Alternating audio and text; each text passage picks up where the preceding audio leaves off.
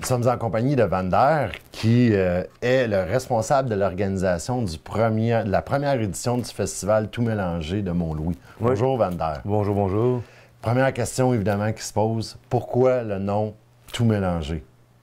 Ben, Tout mélangé, on voulait appeler ça comme ça, justement parce que c'est pas un festival où c'est juste de la musique, où c'est juste un art en particulier. Le festival Tout mélangé, c'est parce qu'il y aura de la musique, évidemment, mais il y aura aussi des ateliers à donner aux enfants, des activités sportives, des activités ludiques, un marché, du cinéma en plein air, en tout cas plein d'activités toutes mélangées, justement, pour pas faire un festival spécialisé, comme on en voit beaucoup déjà aussi. Puis je trouvais que c'était une bonne idée d'y aller avec les gens qui nous ressemblent aussi, qui sont autour de nous, puis qui font que ce festival-là va ressembler aux gens qui habitent ici. Il va y avoir des artistes locaux, il va y avoir des artistes invités, des gens qui sont des amoureux du village. En fait, bon, on essaye de faire une fête avec tout ça pour que les gens se réunissent, puis se parlent, puis en profite. Mais justement, d'où est venue l'idée de créer ce festival-là, puis de le faire à Mont-Louis? Ben, l'idée, moi, c'est parce que j'ai eu la chance de voyager beaucoup aussi, puis en tant qu'artiste, en tant que musicien, les endroits où on a les plus beaux souvenirs, c'est pas souvent les festivals où on est payé le plus, mais souvent c'est quand tu arrives dans un village, puis un sentiment de communauté, un sentiment un peu comme si les villageois, ils adoptent les artistes pendant quelques jours. C'est aussi des festivals où, en tant qu'artiste, on peut arriver puis passer 2-3 jours sur place plutôt que d'arriver, faire un test de son, puis foutre le camp le lendemain matin et puis avoir rien vu. Donc, en faisant des contacts humains comme ça entre les artistes ou les gens qui se mélangent durant ces festivals, ben on arrive à faire des rapprochements. Ben oui, c'est ça. Puis souvent, ça donne ça donne des spectacles où il y a le petit plus parce que l'artiste, il se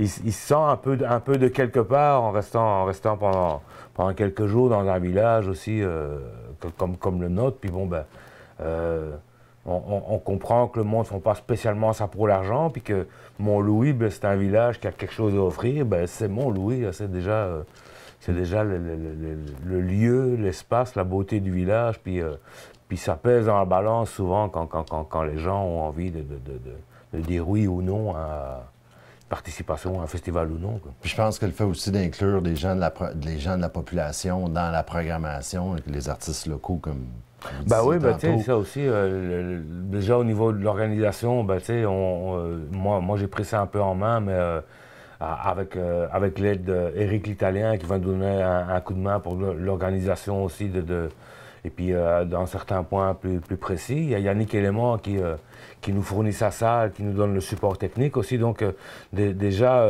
c'est un festival qui est fait par des gens qui habitent à Mont-Louis.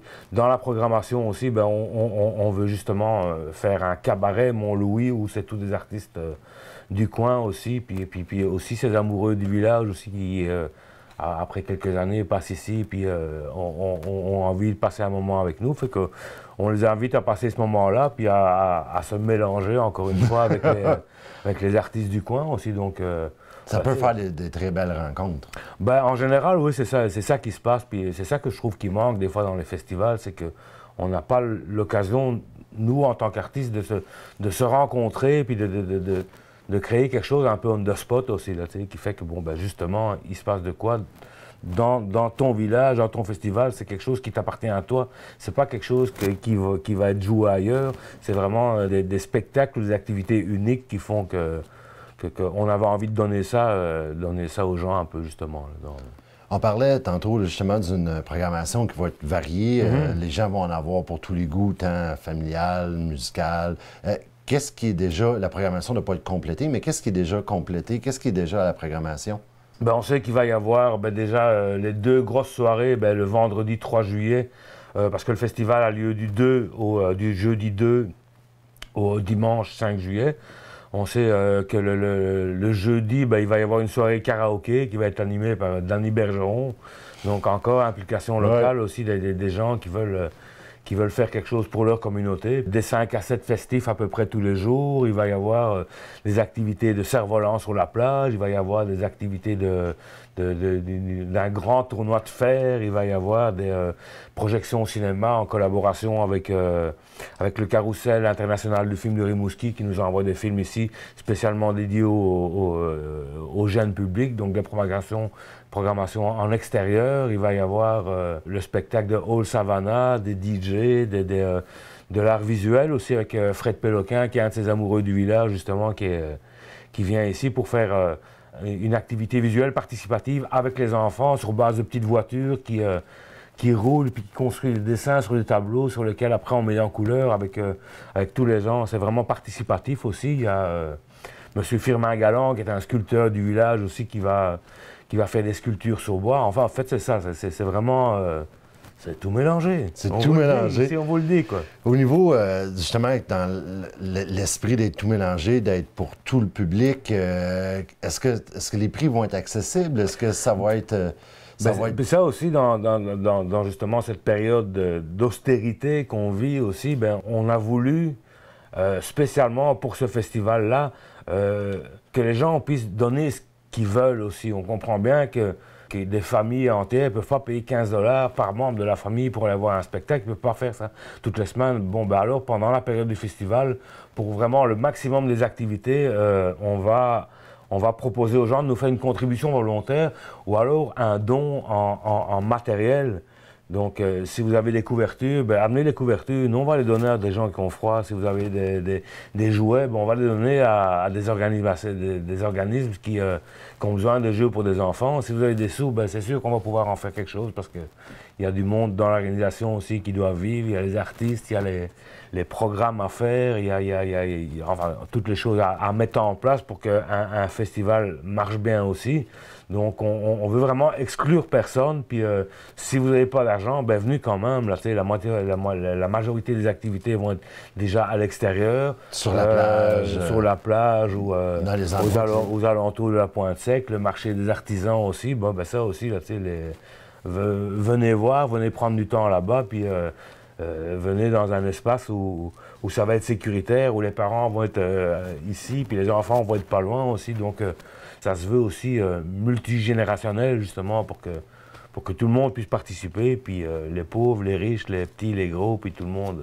C'est un festival qui est accessible pour tout le monde. La programmation est orientée pour tout le monde aussi, mais ça se finance pas tout seul.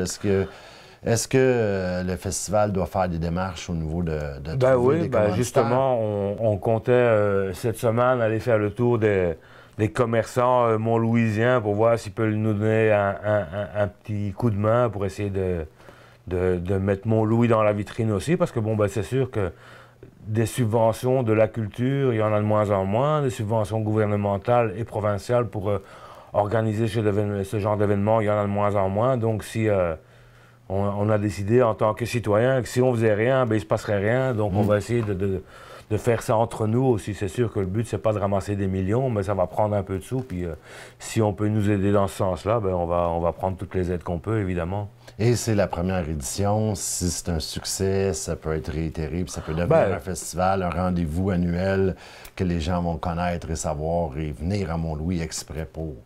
On espère, surtout que on est sur le bord d'une route où il y a quand même beaucoup de passages. Donc si on arrive à tirer l'œil, l'oreille et puis les papilles gustatives du monde pour qu'ils s'arrêtent à Mont-Louis au moins un moment, puis qu'on peut leur offrir des choses comme un spectacle gratuit pendant qu'ils sont là, c'est sûr que je pense qu'ils vont repartir avec une bonne idée du village. Puis le fait que nous aussi, on travaille avec les gens du village, avec les jeunes du village, avec les vieux du village, avec tout le monde, j'espère que ça va devenir une espèce de fierté locale de participer à ce festival tout mélangé. On va agrandir le nombre d'amoureux du village. Je vous espère. En tout cas, je l'espère. Donc, du 2 au 5 juillet, c'est un rendez-vous au à la première édition du festival Tout mélangé. Mais merci, Vander. Ben, merci à vous. Puis on va suivre ça et c'est sûr que Télé Soleil va être présent lors de ce festival. Merci, Télé Soleil. Ouais.